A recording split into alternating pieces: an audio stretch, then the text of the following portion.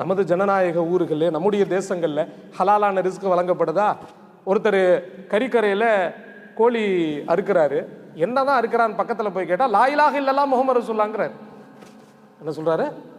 என்னதான் தலைவர் ஜிக்ர் செஞ்சுக்கிட்டே இருக்கிறாரு, ஜிக்ர் செய்யறாரு, என்னன்னு பக்கத்தில் பார்த்தா லா இலாஹ இல்லல்லாஹ் முஹம்மது ரசூலுல்லாஹ், லா இலாஹ இல்லல்லாஹ் முஹம்மது ரசூலுல்லாஹ். நீ 1000 தடவை லா இலாஹ இல்லல்லாஹ் சொன்னாலும் இது அதற்கான இடமே இல்லை. இப்போ ஹஸ்ரத் ஜியாவுதீன் ஹஸ்ரத் திடீர்னு தொழு வைக்கும் போது லா இலாஹ இல்லல்லாஹ் முஹம்மதுர் ரசூலுல்லாஹ் ஏத்துக்குவோமா ஹஸ்ரத்தை? திடீர்னு நிசாமுதீன் ஹஸ்ரத் தக்பீர் கட்டும் போது சுப்ஹானல்லாஹி வ பிஹம்திஹி ஏத்துக்குவோமா ஹஸ்ரத்தை? இல்லை ஏத்துக்குருவோமாங்க. அல்லாஹு அக்பர் சொன்னாதானே ஹஸ்ரத் ஏத்துக்குருவோம். என்ன இடம் இங்க? அல்லாஹு அக்பர் தானே நீங்க சொல்லணும். இங்க இடத்துல இதுக்கு லா இலாஹ இல்லல்லாஹ் அப்படிங்கிறீங்க. கரியை அறுக்கும் பொழுது 1000 தஸ்பீகள் இருந்தாலும் பிஸ்மில்லாஹி அல்லாஹு அக்பர் தயவு செய்து நம்முடைய சமுதாயத்திற்கு சொல்லிக் கொடுங்கள். தமிழகத்தினுடைய பல பகுதிகளில் ஏராளமான பிராய்லர் கடைகள், ஏராளமான சிக்கன்ஸ், ஏராளமான கிரில்கள், ஏராளமான பார்பிக்யூன்கள், ஏராளமான நான்வெஜ்கள், ஏராளமான கடைகள் பேரளவில் ஹலால். ஆனா உள்ள போய் பார்த்தா அத்துணையும் ஹராமான வெளிப்பாடுகள். யாருமே அங்க இல்லை, எல்லாமே விதவிதமா இருக்கு, யாருக்கும் ஒன்றும் தெரியல. கேட்டா ஹலாலா ஆமா அப்படின்றாங்க. நம்ம என்ன பண்றதுன்னா ஹலாலுக்கு நீ முதல்ல எனக்கு விளக்கம் சொல்லுன்னு கேட்கறது. ஹலாலான்னு கேட்டா ஆமான்றாங்க. அதனால நம்ம வேறு விதமா கேள்வி மாத்துறோம்.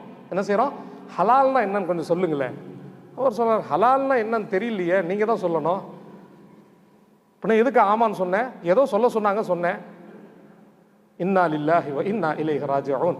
அல்லாஹ் குர்ஆன்ல சொல்லிட்டான், யா அய்யுஹல்லதீன ஆமனு குலூ மின் தய்யிபாத்தி மா ரஸக்னாகும் வஷ்குரு லில்லாஹ். அல்லாஹ் சொல்லுகிறான் குர்ஆன், ஈமான் கொண்டவர்களே நான் கொடுத்த ரிஸ்கில் பரிசுத்தமானதை சாப்பிடுங்கள், பரிசுத்தமாக்கி சாப்பிடுங்கள்.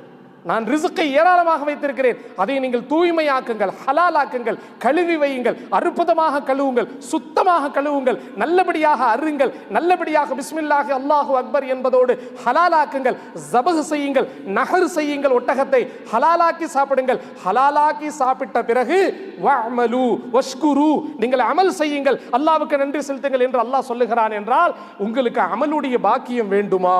துஆவில் ரசனை வேண்டுமா? இபாதத்தில் ஆர்வம் வேண்டுமா?